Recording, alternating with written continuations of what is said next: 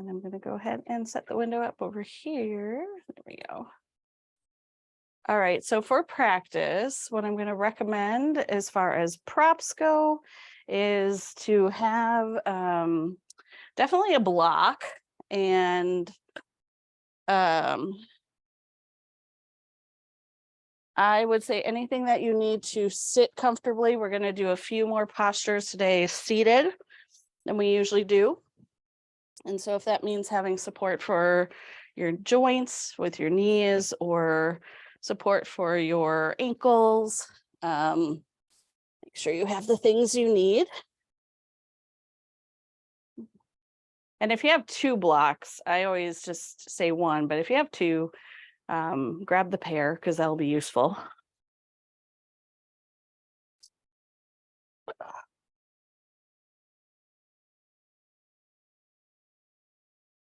All right. I feel like my computer's kind of crooked today. You get to see my lava lamp in the frame, so that's good. So I'd like to start out with a box breath technique for our centering. And so as you arrive onto your mat, hopefully you've gathered all the things you need. Go ahead and start to find what feels like a comfortable posture. Like I said, we're going to be doing a few things seated. So if you know that you don't like to spend too much time seated, you might choose to lie down for centering. Or really, if you like to just get all set up, maybe you find that seated position and then you're all set. So box breath is this idea of creating a box with the breath cycle with little pauses that make up the sides. So the contraindications of this is if you are trying to conceive or are expecting or have high blood pressure, what you want to do is just ignore anything that I'm talking about with holding or pausing the breath and just continue to breathe on without any pauses.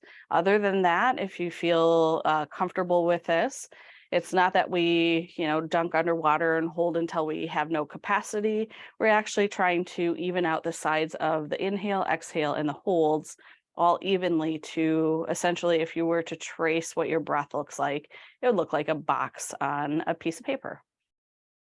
And so let's start out with, if you're, again, tracing that line or drawing a box, we'll do the inhale and exhale. So notice where you're at with your breath. And on your inhale, it's like drawing a line up. And your exhale, a parallel line down. And so that's simply creating two sides of the box, inhale and exhale. Now, I tend to be a little bit more wabi-sabi style, but when we create a box on paper, we're trying to even out the lines precisely or a little bit closer. So your inhale and exhale should feel like they take about the same amount of time.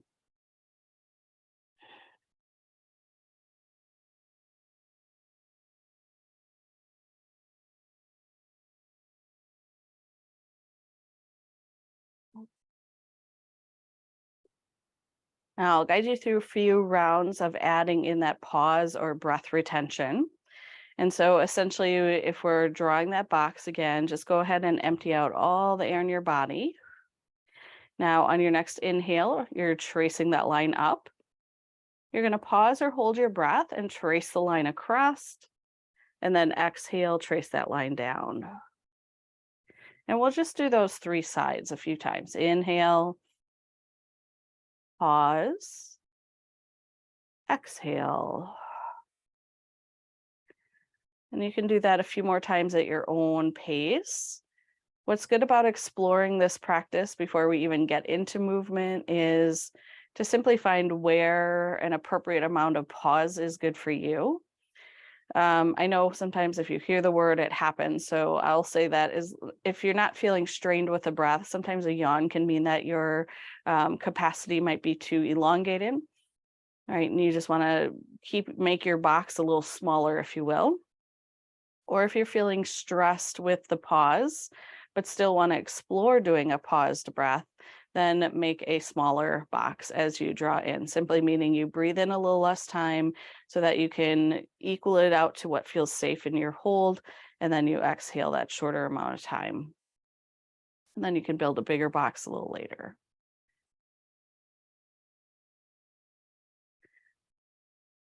So let's put it together and draw the final part of the box, which is a breath retention at the bottom of the breath as well. Go ahead and empty out or exhale out all the air in your body. Now on your next inhale, again, tracing that line up. Pause or hold the breath, tracing the line across. Exhale, tracing the line down, and then holding or pausing at the bottom, drawing that bottom line. Inhale, pause, exhale, pause or hold the breath. Inhale, pause, exhale, pause.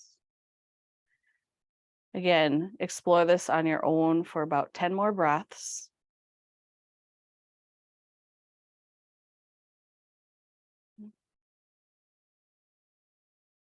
This might be experimenting the size of box you draw or the time that you take with each of the angles or lines.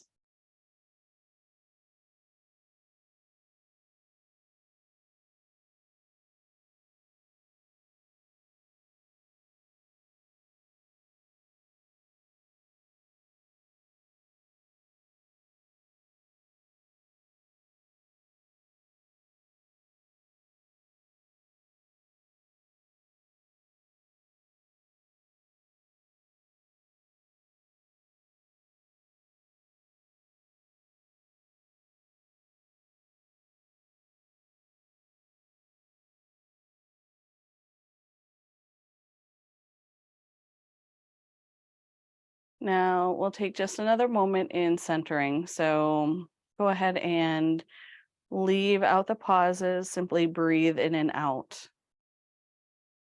It might surprise you, especially if you drew a smaller box to get in the breath retention, that essentially what box breathing does is it does allow us to increase capacity from maybe where we were or how we started out our breath. And so as you inhale and exhale, you might simply feel that you have the ability or the space to have a lengthened breath. And that may not be your experience, but this is something that can happen with box breathing. If you would like to set an intention for your practice today, just take a moment to speak that to your heart, whether it is a word or a hand to the heart or something else, a mantra that you might be working with.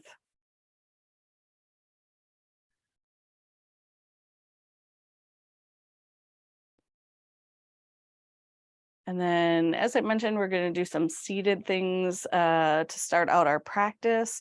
So if you are lying down, just take a moment to rise up. If you're already seated, which my live group, you guys are all upright. So just make sure that you feel comfortable in the position that you're at. Don't be afraid to create comforts for yourself. I always like to just always mention that, sometimes I think, I don't know, I kind of think it's a cultural thing. We just kind of build a like, oh, it's fine, I'm fine kind of attitude where you're just like, I won't adjust because you're ready to move on. And it's like, no, yoga should be this time where you really take care of you. And so go at your own pace, take all the time you need. And, even though we're going to be sitting here for a little bit of time, you might find it beneficial to reposition after we do a few things. So that being said, let's start with some movement. So we're going to go ahead and stretch the right side. So go ahead and reach that right arm up to the sky. So you want to start to feel length through that side rib cage. You can bring the left hand down to the opposite side and feel that sort of length that's coming through on the right side. If you're not feeling much of a stretch or you think you have a capacity for a little bit more, It's distancing your right fingertips to your right hip. So it doesn't mean that you necessarily go to the side to get more space, but you're simply creating distance between anchoring and pressing that right hip down into the floor as the fingertips either hold or possibly reach a little further. Just make sure the shoulder doesn't catch too much of it. Now, what we're doing when we create this space, it does have this room to add capacity of a little breath pause or intention here. So as you inhale, think about the right ribs, the right side of your lungs. Can you take a nice big breath into that side? And not that you have to hold the breath, but almost punctuate the top of the breath. So you'll inhale, maybe linger at the top of the breath, and then exhale out. So we're getting lots of space into the upper body, into that side rib cage.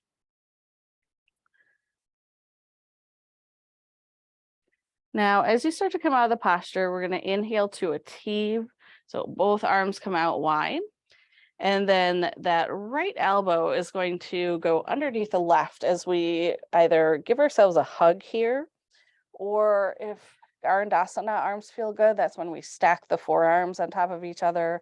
You'll have plenty of time in our practice because we're going to come back to that a little bit later. So if you're just warming up the shoulders, right, you can cross opposite hand, opposite shoulder, and we'll build on that.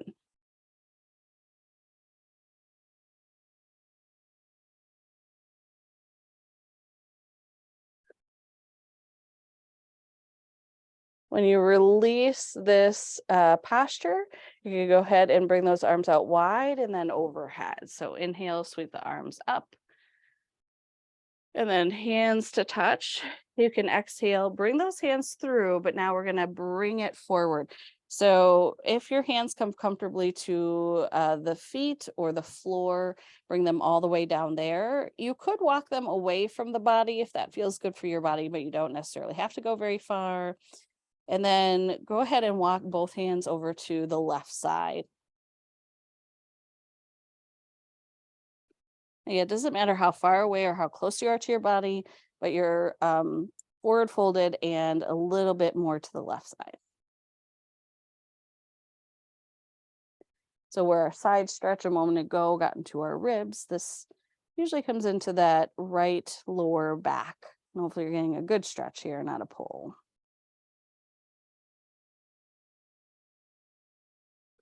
All right, let's go ahead and walk those hands back to center. And then go ahead and roll or walk those hands all the way back up to a tall spine. All right, let's go ahead and set up a side stretch to the other side. So lengthening up through that left side, that right hand can come down to support.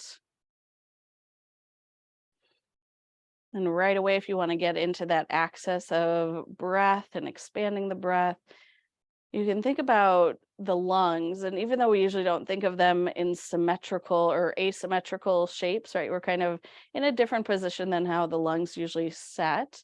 It kind of fans open to the left here when we stretch open as we are.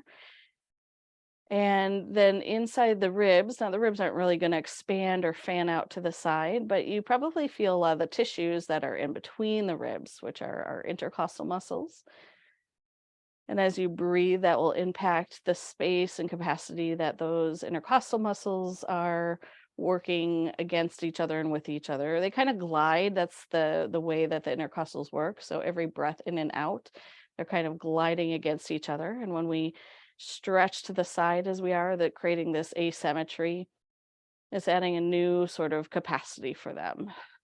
So opportunity here again to like linger or pause at the top, getting full capacity into those lungs, and then allowing that space to build before exhaling or letting go.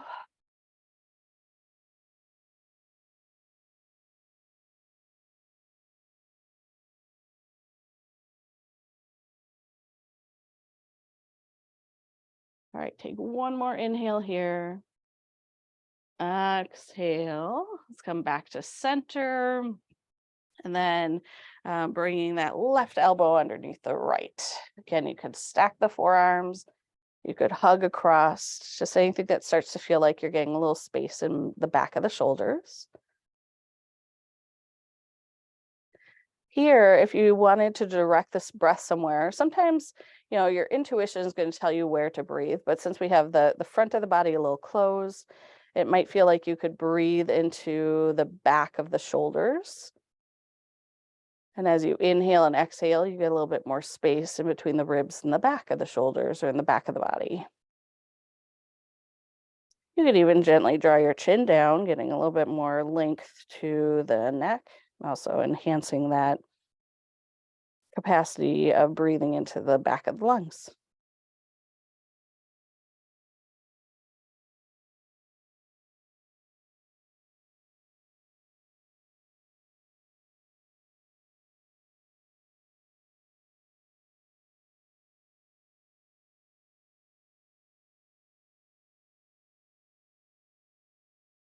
If you did draw the chin down, then just make sure your head is neutral or lifted up. As you release this, you're going to inhale and open up those arms, sweep them up to the sky, press palms together and bring hands through heart center. Then we're going to bring it all the way down into that forward fold. So you can walk those hands down to maybe where you did last time. And then this time we're going to go a little bit over to the right side.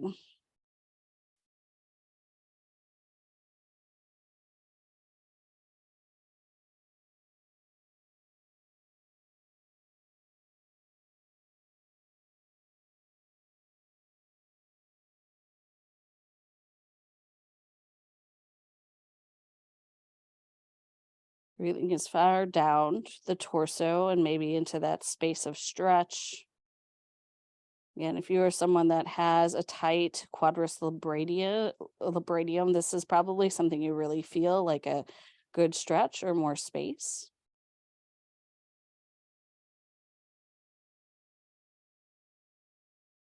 Now let's go ahead and walk those hands back to center and then walk them in and up. So you're back to a tall spine. If you need any just sort of organic movements, take care of yourself and do that.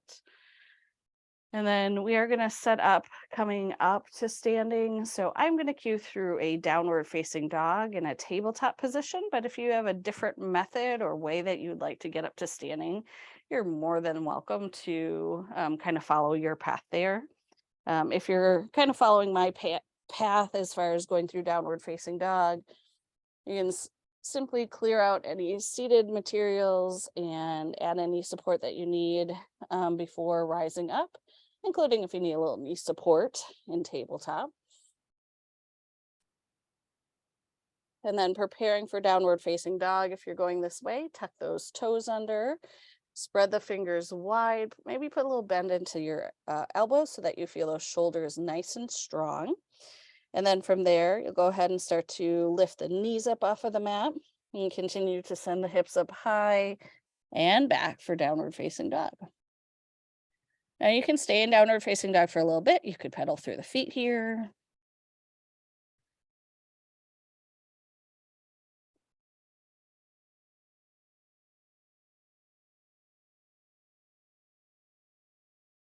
Now let's go ahead and walk hands and feet towards each other. And from here, we'll all end up in a forward fold.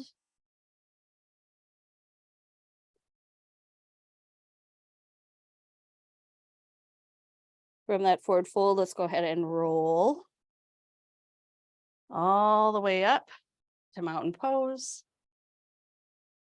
For mountain pose, float the arms up to the sky for high mountain. You can press palms together and then bring hands to heart.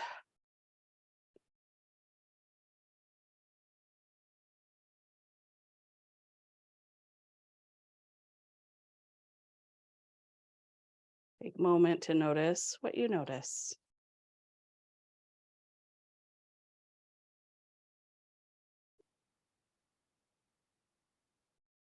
Now, we're going to play a little bit with some dynamic movement in practice.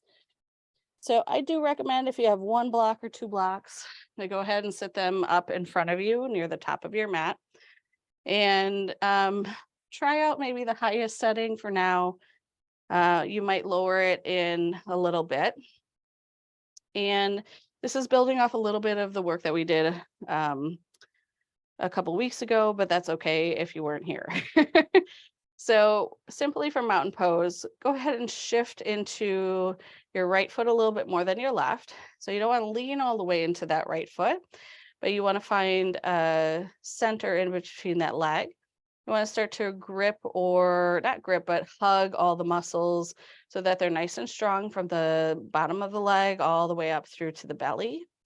And then if you feel pretty center there, begin to lift the left heel, the left toes, and then go ahead and tap one of your blocks, right? So trying to go as lightly as you can, because this is a little bit of a balance. And then go ahead and release that foot back down as smoothly as you can. You're going to return back to being in the center of both feet. And then you're going to do that same thing. You're going to shift over into your left foot. You're going to go ahead and find your very center of that left foot, feeling the strength that you can recruit through activating leg muscles, belly muscles. And then at a particular moment that feels ready for you, go ahead and lift or tap the block, being as light on the block as you can, and then go ahead and lower that foot back down. Take a moment once both feet are down onto the mat, just to feel into mountain pose. Inhale, go ahead and reach those arms up to the sky. Exhale, let's take a forward fold down. Now you may have the ability to bring the fingertips down to the floor, and you can do that. You can also bring them to the blocks. We're trying to release any tensions along the back line of the body, which is your hamstrings, your glute muscles, your belly, or your low back muscles.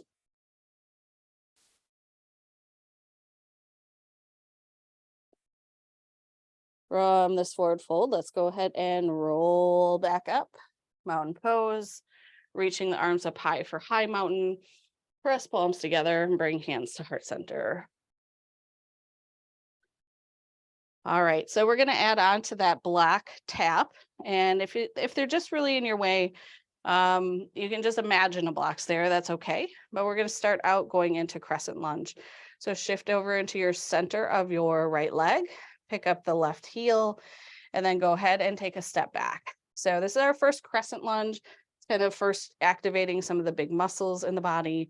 You can take a long step. You can take a little less long step, letting all of the muscles kind of activate. You want to wrap your leg muscles towards the center of the bones. You want to hug in towards the belly. And if hands at heart center feel nice and strong for you, stay there. Otherwise, consider floating those arms up to the sky.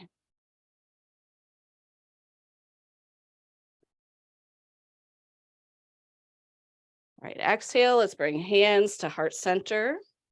And so instead of just stepping forward to mountain pose, here's the invitation here. You're going to find strength and start to shift into your front foot. You're going to peel that back foot up, draw it forward, tap the block, and then bring that foot back down. See how that went. Good. From what I could see, it looked great. Shift over into your left foot. We're going to do the same thing on this side, starting out in crescent. You're going to find that strength in the center of your left leg and take a step back with the right. Finding your steadiness in crescent lunge. We want to explore this and let it unfold in our muscles and our tissues, just the same. So if you want to keep those hands to heart center, you could keep them near heart center, or go ahead and float and reach the arms up to the sky. If that doesn't feel good for the shoulders, of course, you can go into something like cactus arms.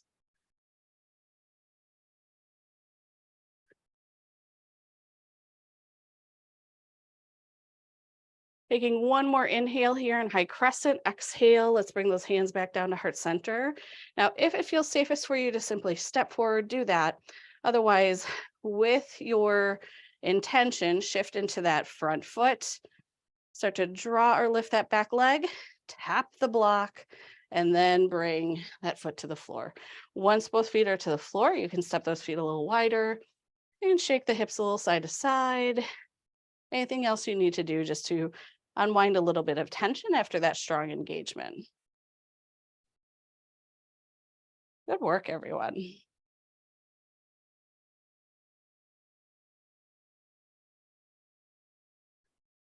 All right, so I want to warm up a little bit more with leg practice. So um, this is where you do want to add or you do want to just do one block or at least just one focal point in between the 2 feet, and go ahead and have, say, the right foot kind of align with the block that's right in front of it. So you might feel off center from the blocks, but in a moment you'll be centered. So your block setup will be 1 foot in front, and then go ahead and shift into that center. You can have hands at heart center or hands at the waist, and then go ahead and start to lift that other leg. And if you can, go ahead and tap on that centered block. So you're starting almost like a cross of the legs, if you will. You want your belly to be strong. You want the base of your torso to feel strong, right? Legs are probably going to work really hard here too. And then let's go ahead and release that foot back down to the mat. Let's do that on the other side. So now you're going to step or align that left foot. The toes are going to be directly in front of that block center. You're going to find a center into that centered into that left leg. And you're going to go ahead and pick up the right toes, the right heel. Go ahead and find your block. Take a moment there. And then go ahead and lower it back down. Good. Once your feet are centered, go ahead and you can take those blocks off your mat if they're in your way, or you can leave them up at the top of the mat when we do something with them in a moment. So your choice. Bring hands to heart center in mountain pose, and then go ahead and shift into the right foot more than the left. We'll go ahead and set up for warrior 2. So as you start to extend that leg back, land the foot. It can be about a leg's width distance space. Spin on that back heel, bend into the front knee. Finding your foundation in warrior 2. Open up those arms in opposite direction. Warrior 2.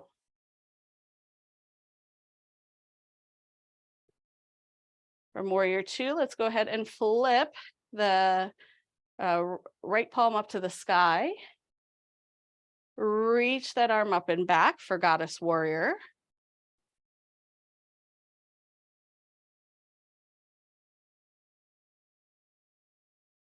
Now we're going to return to warrior 2, coming into an eagle arm wrap. So as you open back up to warrior 2, go ahead and sweep your right arm underneath the left, coming in front of the chest and coming into your eagle wrap. So again, that might be a forearm stack. That might be giving yourself a hug, because we need more hugs in the world. This is the class where I like to invite that. Now, an option to give yourself a little heart lift here. So mini back bend. You want to make sure your muscles and the legs are really activated, that your belly is nice and strong, and then lift the heart to the sky. So if you have your eagle wrap, right, you might even entertain bringing the elbows slightly off of the chest and sending your gaze more up to the sky. But you can also stay more neutral, just be safe in your body. Go ahead and come back to a neutral spine. So lower those elbows. Let's go ahead and unwrap those arms, returning back to warrior 2. And then let's finish out this side with extended side angle. So you can glide that hand down the inside of the leg and reach that arm in the opposite direction.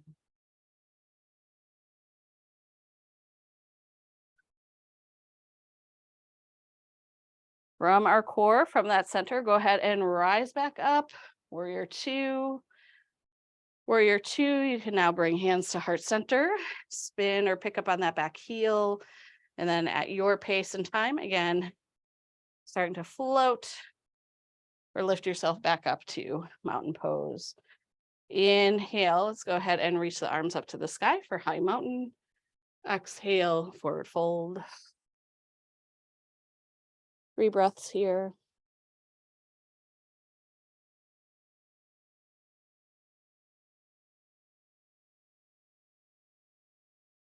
From that forward fold, let's go ahead and roll back up, mountain pose. Reach all the way up to the sky for high mountain, press palms together and bring hands to heart center. Let's go ahead and shift into the left foot, setting up for warrior two to the other side. So again, you want to find the center in the left leg. You want to do this with steadiness. You want to recruit your strength or centered muscles and then stepping it back, finding your strength in your posture in the legs before opening up the arms.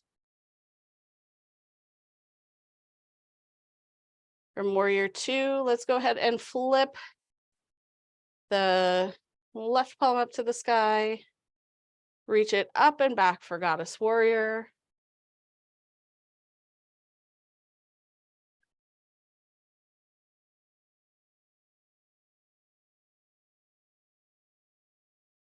Let's open through warrior two, and then we're going into eagle wrap. So that's left elbow underneath the right.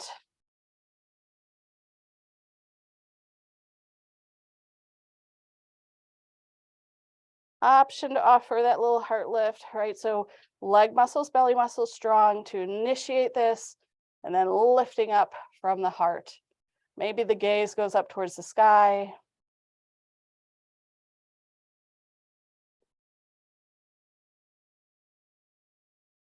Bring yourself back to a neutral spine. Go ahead and unwind those arms and then come forward into extended side angle.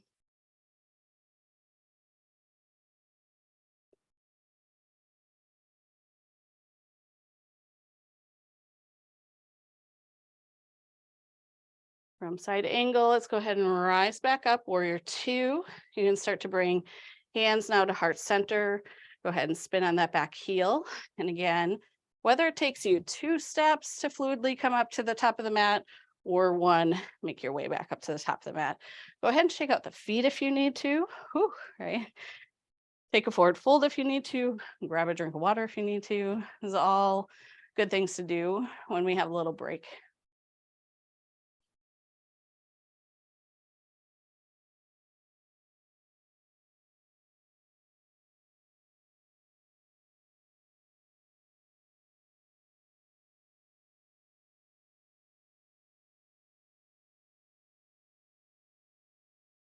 So I forgot to mention this at the beginning of practice, but that's just because it might not be everybody's practice today.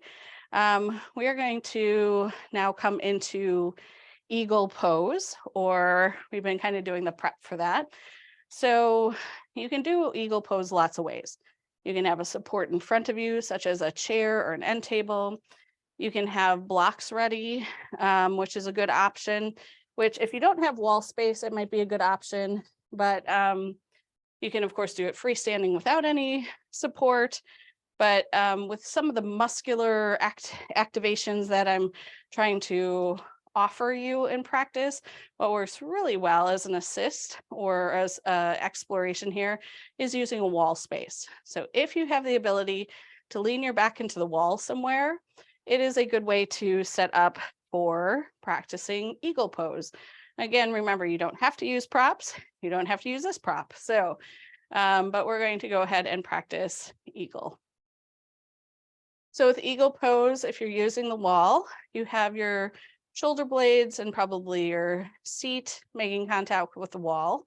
You also want to just make sure that your heels aren't tight to a baseboard. You do want them, maybe 3-4 inches off of the baseboard. If you look down, hopefully maybe see your toes or something like that. I don't know what a good measure is, but you do want your feet slightly off of the wall. So from there, you're going to go ahead and pick your standing leg. So again, this is true if you are using a wall or if you are using no wall. You're going to pick your standing leg and you're going to start to peel and lift the other leg up. Eagle legs is not figure 4 legs. So you want to start to cross as high as you can up on the leg, which might be thigh to thigh, but again, remember, it's not ankle to thigh. The knee is drawing in line with that leg. We're coming into one single foundation. Use the leg muscles here. Toes can point downward. Some of you might be able to wrap them around the back of your calf. And then we'll go ahead and add in eagle arms. So we've got the leg wrap. Go ahead and open up those arms to a T, and then it'll be right elbow underneath left. So you can do that forearm stack. You can do that hug. Give yourself what feels good in your body today for your shoulders.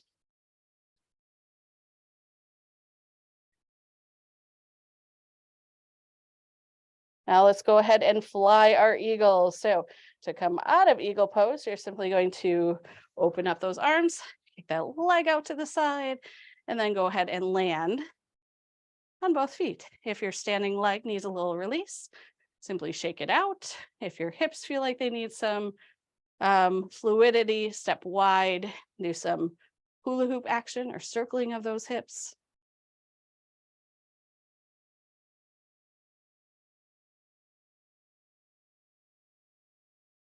And if you do need any support or release for the back, we're going to take about 3 more breaths here. You could always do a forward fold, and then we're going to go to the other side. So 3 more breaths. Take your time.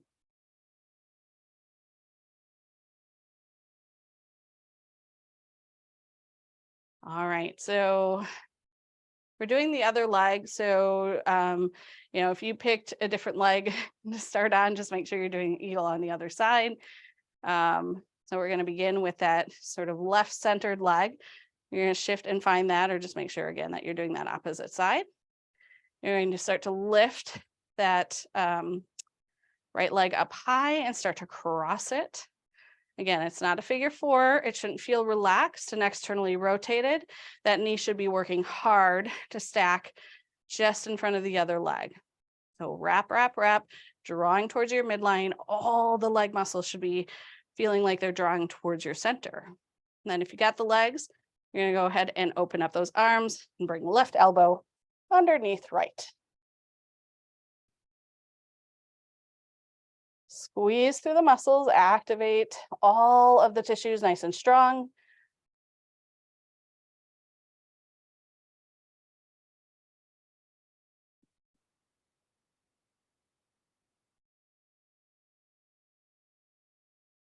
On your next inhale, let's go ahead and open and land back onto both feet.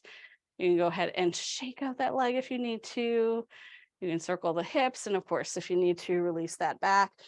It could be a forward fold, or again, this is another thing I kind of like the blocks for. Even if you have the range to bring the feet to the floor or the hands to the floor in a forward fold, sometimes bringing them up to the blocks gives your back a little bit better of a release. We're going to explore just releasing things for your body for 5 breaths.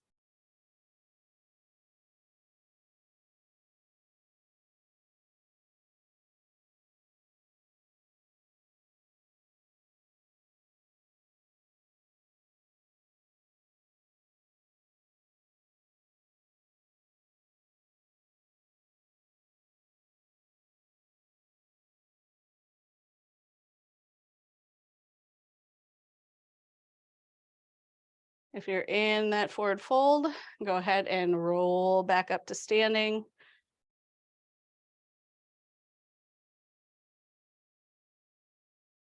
From mountain pose, inhale, reach the arms up to the sky. You can press palms together overhead. Keep lengthening up high. So you're getting a nice long line in the body. And then if you choose, you can once again give yourself just a mini lift of the heart. So mini back bend, not a huge back bend. Take one more inhale here. Exhale. Let's come back through the center. You can go ahead and roll down. I'm going to cue to get down to the mat using down dog, but if you have a different method, a different way you want to get down there, follow your own path. And we're going to set up for camel pose in a moment. So if you're following my flow, simply reach those arms up one more time, high mountain, exhale, come to a forward fold. You can round the spine, you can bend the knees as much as you'd like, and then stepping open into downward facing dog.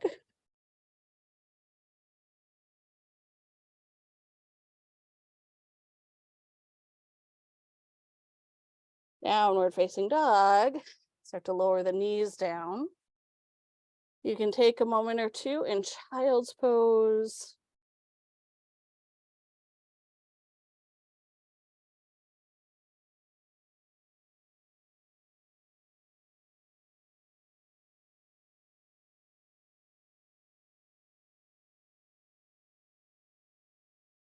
Now, camel pose can be practiced from a seated position so that you're not on the knees. It can be a kneeling stance. So, kneeling stance, your hands come up off of the floor. Um, you're standing on the knees like they are your feet.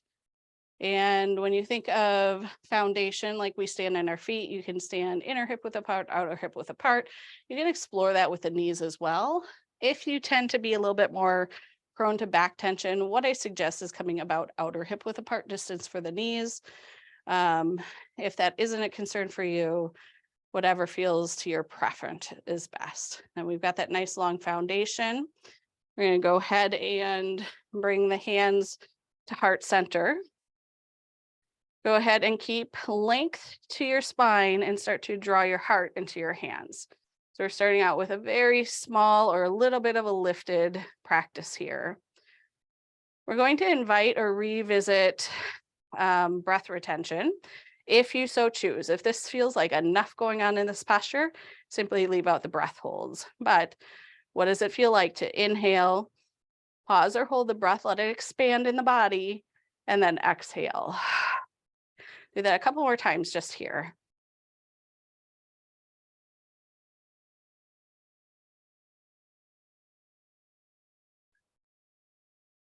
Now you want to keep the expanse going. If this feels like plenty of space across the chest, stay there. You might opt to come into like a cactus arm or Wisconsin W arm if you so prefer, right? And make sure that if you did do that, that you still feel that expanse across the chest, across the heart. Should feel like you're giving room not only to the front, but also maintaining space to that back, right? Continue on. You can continue to lift the heart up. Remember, it's the heart up, not the chin up. The chin might come slightly to the horizon, but your neck should still feel nice and long, just like your low back. All right, option to breathe into this again with a little bit of a breath hold. So you're going to inhale, you're going to hold or expand the breath before exhaling. Again, inhale nice and strong, expand or pause the breath, and exhale. 2 more.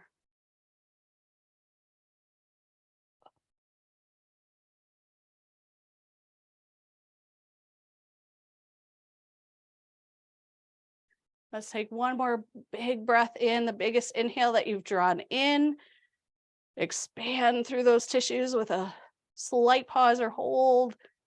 And then when you need to exhale, you're going to use core strength to lift yourself back up to a neutral spine. You're going to go ahead and untuck those toes if they're tucked under. And you can bring yourself down to, if child's pose is comfortable, you might come back to a child's pose. If something more like rounded cat would be better for you, round your spine that way.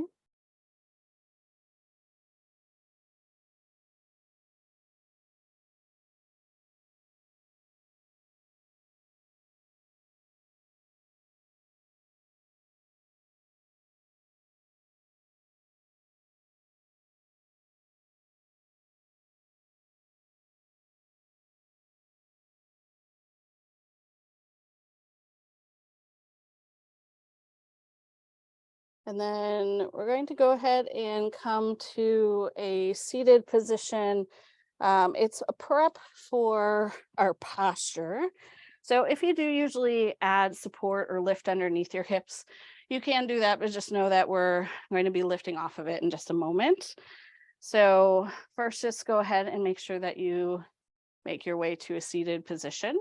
I was trying to keep a lot of our wrist activity to a minimum because we're going to do one intense thing for the wrists and the shoulders today, which is reverse tabletop.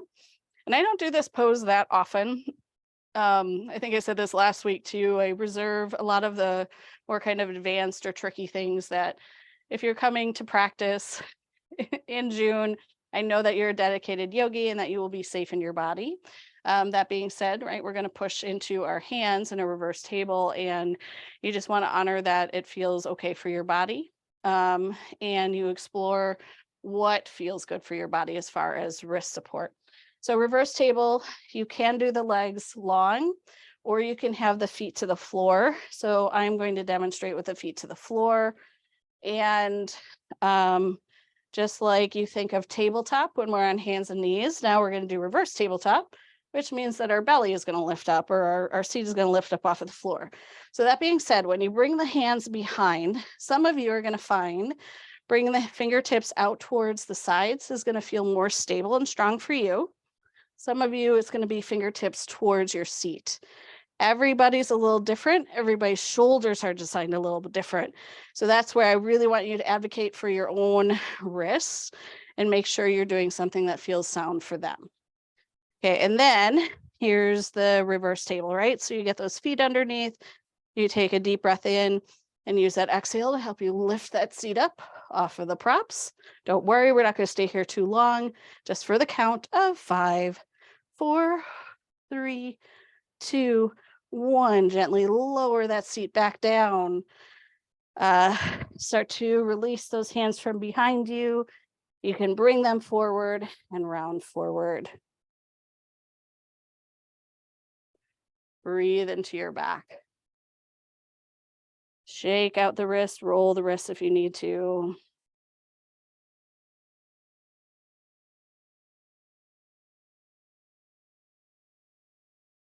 If you find that that wasn't a very lovely posture for your hands or wrists, you can build strength for things like that by just taking a hand to a wall and then kind of playing with different angles of pressing the hand with a little bit of flexion, right? So this is neutral. If you do the like tuck to the hand, the high five or whatever, that is wrist flexion. So you do that against the wall and turn the fingertips in different angles and just lean into the wall to a point that feels tolerable. So again, you can do strength that way. That being said, if you need to release, you can do the same thing either at a wall or with your own hands. You're going to take the back of the hands and push them in against each other. And again, this is going to be as tolerated. So you get to decide how strongly you push the hands against each other. You can wiggle the fingers to also release tension, right? That activates those extensors in the fingers.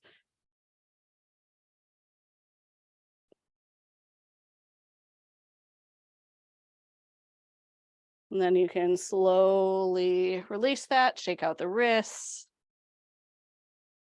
You might want to have just anything that you would like to have nearby you for Shavasana. But we have one more posture that I'd like to offer. Actually, a couple more postures that I'd like to offer before we go into Shavasana. So, but they will be lying on the back.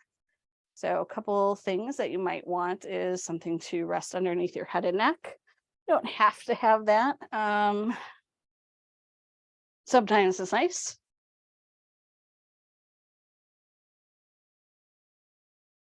So we did a lot with actually extension of the spine. And you might find that lying down with neutral spine as opposed to extension might feel really nice for your spine after that work. You can also just simply kind of angle or rock a little side to side to get into the spot just a little bit more.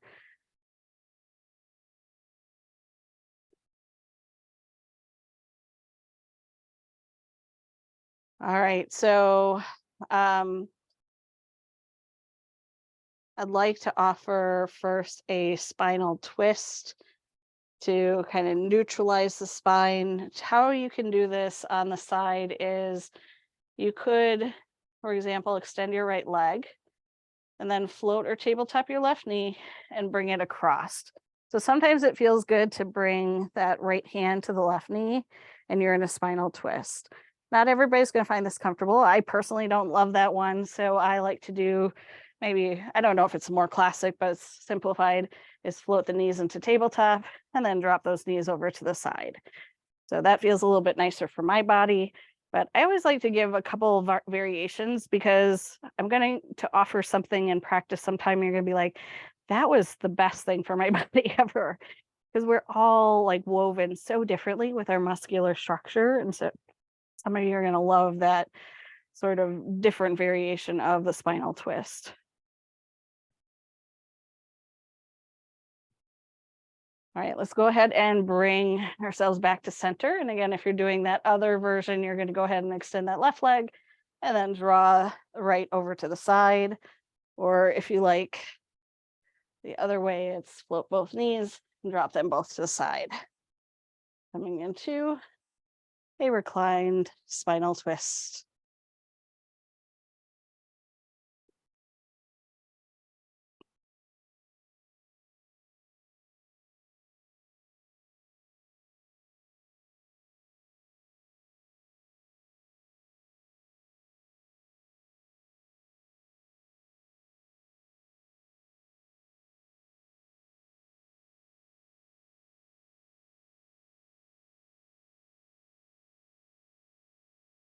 Let's go ahead and unwind, come back to center.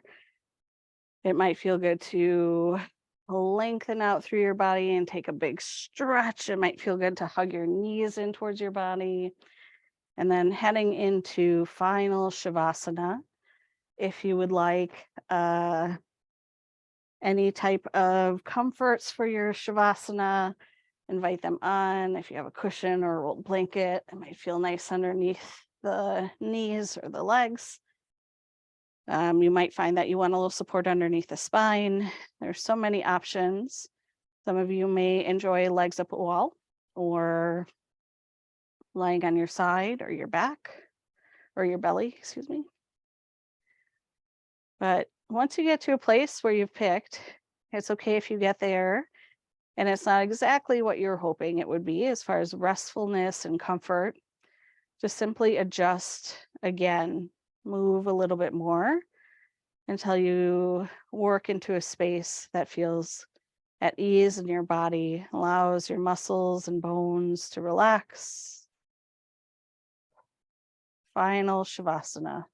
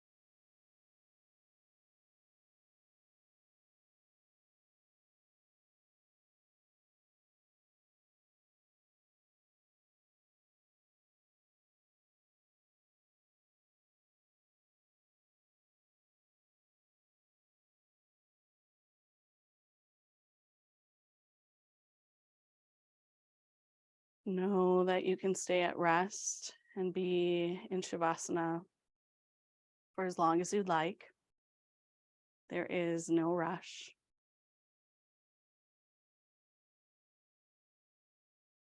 When energy stirs, you might support that with some gentle motions in your body, like rocking your head a little side to side, maybe wiggling fingers and toes. But again, take your time, be at your pace.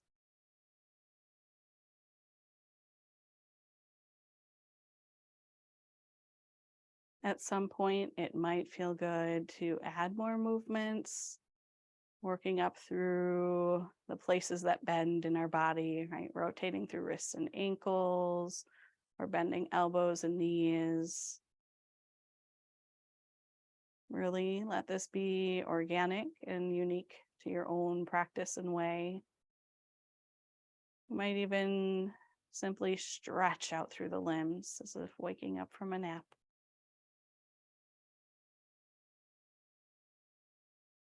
Continue this process for as long as you'd like. You might even make your way onto your side, a little reflection or pause. I always like to offer just a moment here so that if there was something that you set as an intention or purpose at the beginning of your practice, maybe it was to build strength, feel strong, feel confident, or maybe something else in your wellness plan that you received from the practice, you can take a moment to honor that. Sometimes words aren't what come up. Maybe it is a heartfelt sense, and you simply want to honor that by placing your hand onto your heart. I often like to close my practices with gratitude and simply say, "Thank you, body." And then let's go ahead and close together. If you're in a space to join in community, make your way up to a seated position.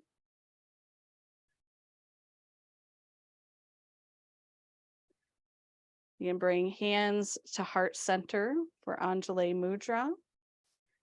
And I'd like to offer an Om. You can join in with your voice or your ears, however you'd like. We'll exhale, inhale, and then Om. So whenever you're ready, exhale out all the air in your body. And then as you inhale, Om.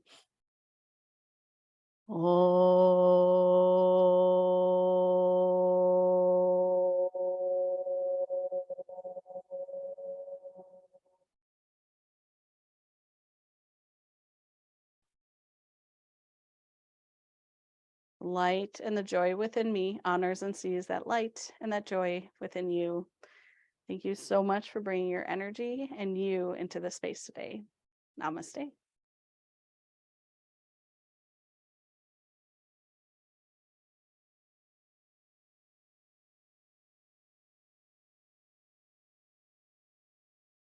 I will stay online for anybody who has anything for me. Otherwise, have a lovely rest of your day. I will go ahead and stop our recording.